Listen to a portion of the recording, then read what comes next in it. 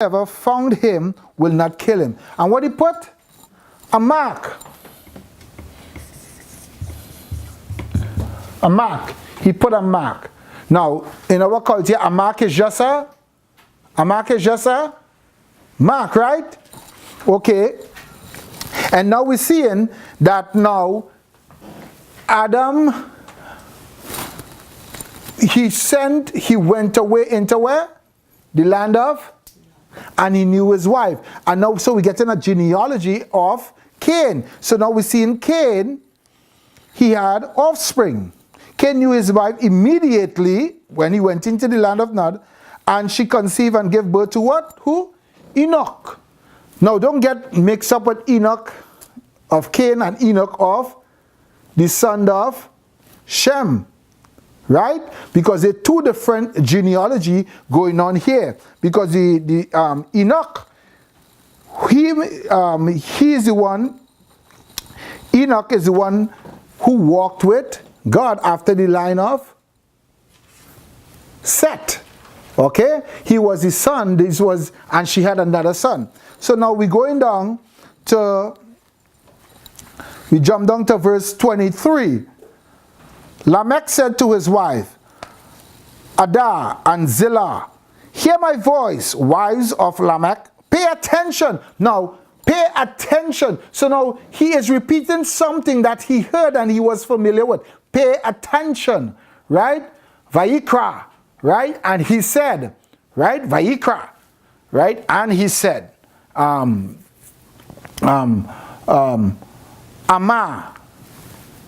listen, or Shema, hear, or defense, right? Pay attention to my deva, to my words. Whose words? To his word, Lamech's word. And now he is bringing to their mind something what he has done. Here we said, for I killed a man for wounding me, a boy for striking me. So now we're seeing what he's doing. He's repeating something that his what? His father have done, his grandfather or his father, what they have done. So now that pattern is there. And he said now, if Cain is to be avenged 7 times over, then for Lamech it will be 70 times 7. So this here now become time 70. Genesis chapter 4. 70 times, Genesis chapter 4 from verse 1, but we are on 23 right now. So now we're seeing that who is the one started to build cities? Cain. So Cain went out and he started to build cities. And what he did, he created the flute instrument. He created bronze object out of instrument out of bronze, and tools out of iron, tubals, and all these different things he made to do what? For his city, for his dwelling. So now we're seeing that this word city, it's speaking about a community that is what? Stationary, that is only in one place. It's only in one place. So now we're seeing that is there, that city is there, settled in one place, and that one place is where they now is going to develop and become who they have to be. But one thing he said now, this weight that you put on me is too much, they're going to kill me. But now God is saying, no, they won't kill you, but now he who has gone out there, he now is going to do what? He now is going to rule. He's going to rule his city. And how he's going to rule his city? He is going to rule his city via what? Via the mark that he have upon him. Now this word mark, what does it mean? This word mark, in the Hebrew, it's oath. Oath. And what does that word mean? I will put a mark on you. This oath will be on you. So whosoever find you, they will not what? Kill you. So now, you know, when we hear this word mark, we just think about it has no really relevance to us in the West. Oath, what does that mean? Or mark, what does that mark? Right? And for years, I have always asked myself this question: what is this mark that Hashem has placed upon Cain so that man would not kill him? Now, two authorities. Now, okay, let me before I come to the two authorities, this is one mark. Now, if let's go to Exodus 31:13. Exodus 31:13.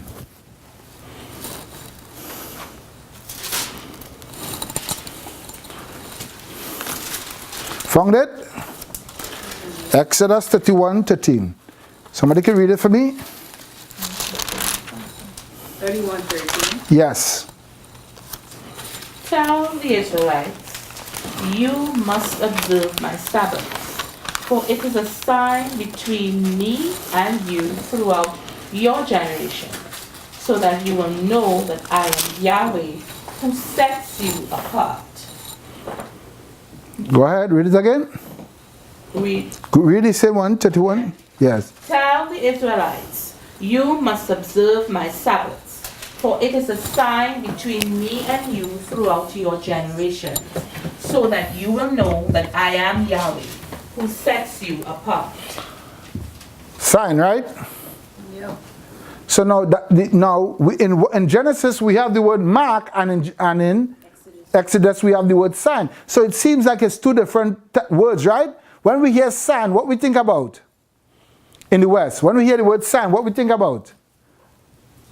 Well, something that is advertising something or something that's showing. Right, some sort of imagery, right? Yeah. And this word, what it is? What do you think it is in Hebrew? The same thing as mark and Genesis. Right? It's the same word. Oath. Now, what does that word mean? So now, we're seeing that Hashem said what? This mark I will put on you, Cain, no one should kill you. But what happening? You shall rule. And your rulership shall be where? On earth. And you have the opportunity to do what? To change. You have the opportunity to see me as I am, and not how you want to see me. Because we see when we read Genesis 4, we see when Cain killed Abel. What did he do? What did Cain do? What did Cain say? Am I my brother's keeper? Because his brother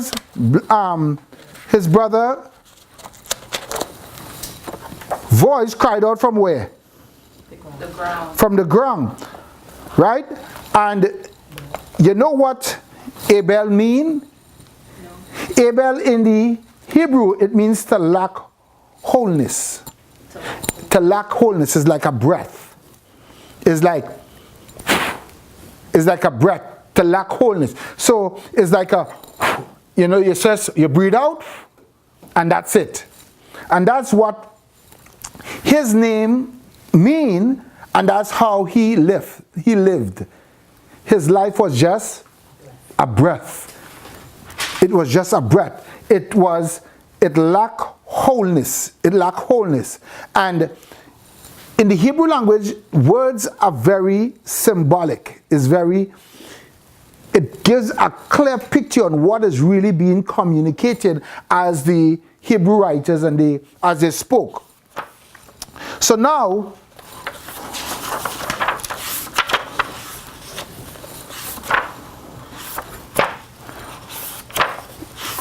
this is what I want us to look at.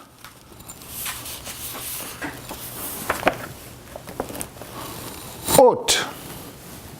He said, now I will put a sign on you. And he also told the children of Israel after he brought them out that what? This day shall be what? As a sign. So now, Cain have a mark and the Israelites have a mark. So now you have two marks upon the face of the earth. You have two marks. Mark of Cain, right? And a mark of Israel.